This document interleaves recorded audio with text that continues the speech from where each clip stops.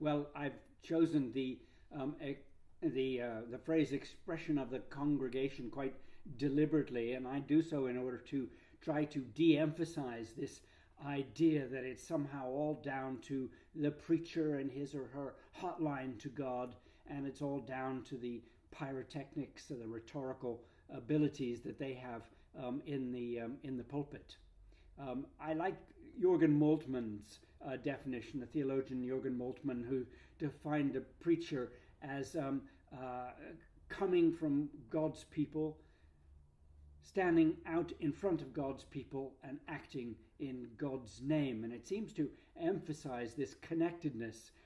particularly coming from God's people. In other words, the preacher is not set apart as some priestly class, and he's not jetted in from another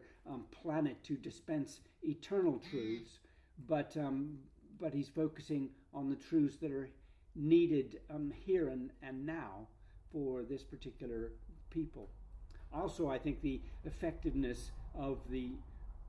preacher really depends on their connectedness with the congregation, and this goes down to this goes back to the idea in classical rhetoric that the integrity, the perceived integrity of the speaker is an essential part of the communication act. So the congregation needs to know the